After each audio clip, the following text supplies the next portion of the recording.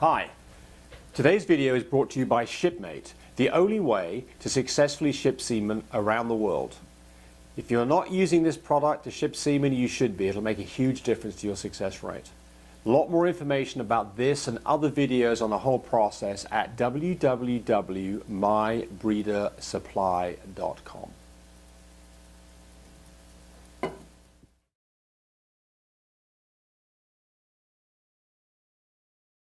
All right, so we're going to be talking about this whole process of how you ship semen and how do you get this done. Well, so there's a number of things that in nature, if you want to breed animals, they just hook up together and the whole process is done. So if you've got dogs, for example, you can rely on that process. You put a male with a female and hopefully they get hooked up and you end up with a nice litter of puppies. There are lots of problems with that process. You might have a young stud. He doesn't know what to do. He's completely lost in the process. Failed mating. You have a stud you have a male that's used very infrequently. Again, pretty lost in the process, doesn't know what's going on. Failed mating. You have an old dog like me, and it gets overheated and has a heart attack and dies during this process. No mating and a dead dog, even worse situation. So how do you avoid this? Well, the answer is you do artificial insemination. And really all of this we're talking about is really centered around this process of artificial insemination. And it's really pretty simple. You collect from the dog, you pull the sample up into an AI rod and a syringe, you insert the AI rod into the female's vagina, press the plunger, put the semen where it needs to be. That's the process. And it's really about as simple as I just shown it. There's some tricks to doing it correctly, and I've got videos on that process. I've got videos on the collection process, and I've got videos on this physical artificial insemination process.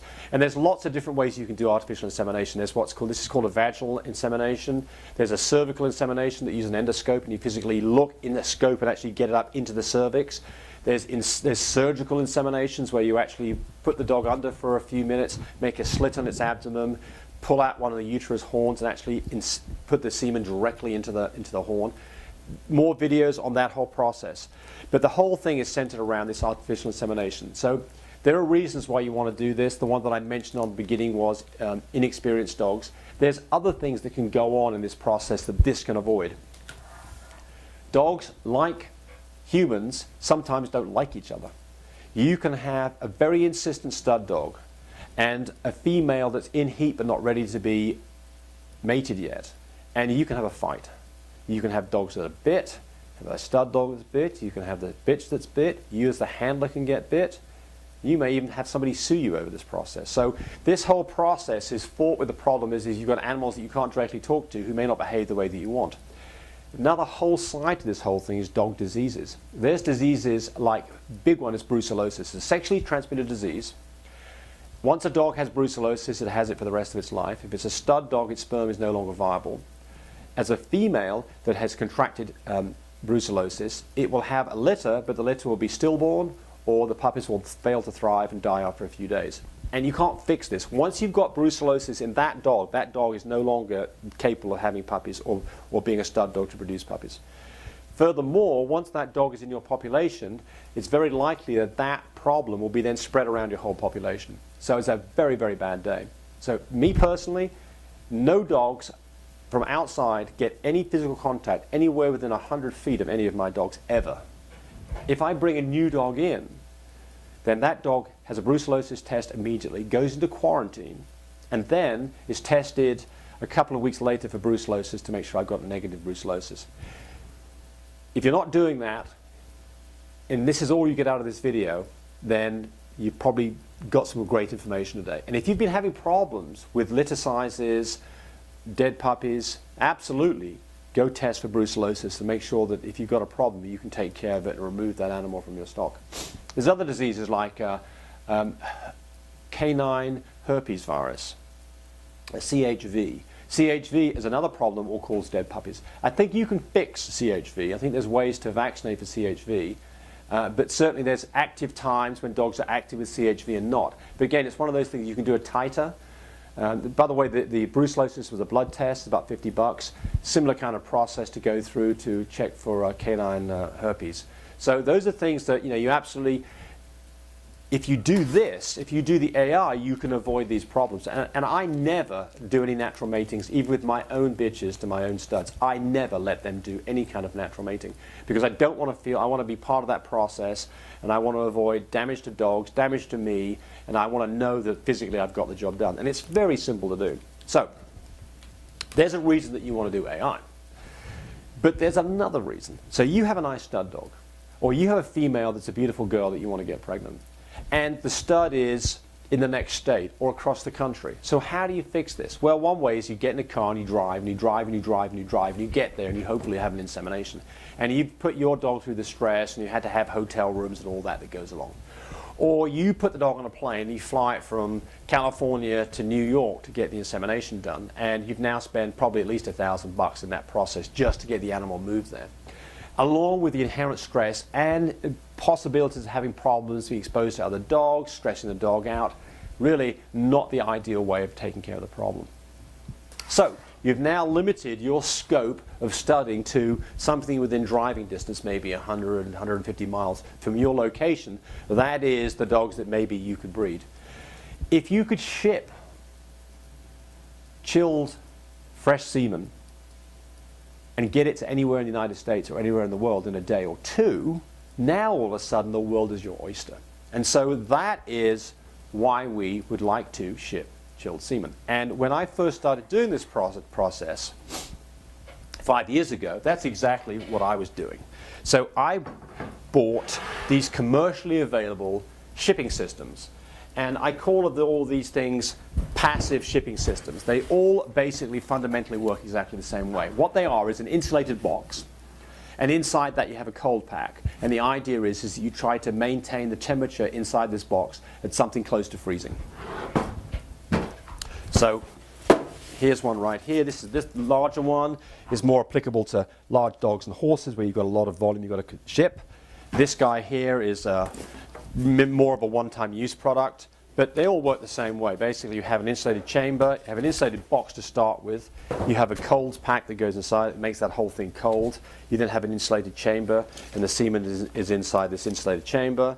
And the idea is that you slowly let this thing cool down, and then hopefully maintain the temperature of around 5 degrees centigrade, and all is great. The problem is they're absolute rubbish. I mean, they just don't work. I had so many problems when I first started out. 1/3 of all of my shipments ended up in not being usable. I get calls from the vet to say, it's all dead, or there's not enough live sperm here to get the job done. Well, what's going on? Why? It's simple, isn't it? You just suck it up, put it in a bag, and ship it. Right, the answer is, if you suck up semen from a dog, collect semen from a dog, you look at it under a microscope, you will see a massive swimming sperm, a couple of 100 million motile sperm or more. You look at it 5 minutes later, and you will see that things don't look quite as good. You look at it an hour later, and you'll see a significant reduction in the number of live sperm. If you look at it 5 hours later, the entire sample is probably dead. So why is it working in live breedings? And the answer is the female has the right conditions in her can't say the right word, in her reproductive organs, her tract, to maintain and keep this sperm alive for up to a couple of days. You can take a swab from a dog that's been mated a couple of days later and still see motile sperm. The dog's got it sorted out. This has got nothing to do with that. There's nothing in here to help keep that semen alive, and in fact that's exactly what it will die. It's just not going to work. So the solution to this is you have to do a couple of things. You have to add a suitable nutrient, and this is called an extender, and there's another whole video on this process, but you have to use an extender, and this is a fairly expensive product. It's about $15 for this tube, and for my dogs I can get about 3 shipments out of this. But you have to use a quality extender, put that with the semen, and then very slowly cool it down over a 4-hour period and hold it exactly at 5 degrees centigrade. And if you do that and maintain that at 5 degrees centigrade, the sperm basically goes into suspended animation. It does not use up very much sperm, very much fuel, and it will survive a trip for up to 3 days.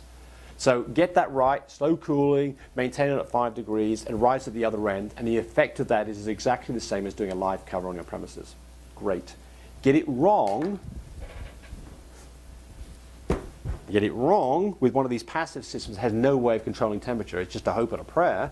And 1/3 of all your shipments are going to be an absolute waste of time. So the solution to this is this guy that we have taken 5 years, literally, coming through various different ideas and techniques to overcome this problem, to come up with an electronic shipping vacuum-contained container. And this guy here, it's microprocessor control. There's another whole video on this. This product right here will keep semen alive for up to 3 days. And it has a microprocessor that then logs the whole temperature trip. You can play it back. You can see exactly what the temperature profile was of the trip to guarantee that you were doing what you should do. And I can tell you that I've now been using this for the last couple of years. I've had over 700 consecutive shipments without a failure in semen. Went from 1/3 of my shipments being a disaster, the other 2/3, who knows how questionable they were, to now 100% success rate in 2 years. So what's the net effect of this? I've got customers who've had literally hundreds of litters who are extremely happy with what I'm doing and come back for repeat business. So happy customers generates more business for my stud dogs that makes a financial success for me. So how did this all come about? There's various things that you need to know about, and the videos give you all that information. But the secret sauce is really this guy right here, Shipmate. Find out more about Shipmate, more videos on this whole process of collecting from your dog, shipping, the problems you can have with shipping, dog diseases, the AI process, the whelp process. They're all there for you, all free for you to enjoy. So enjoy. Bye-bye.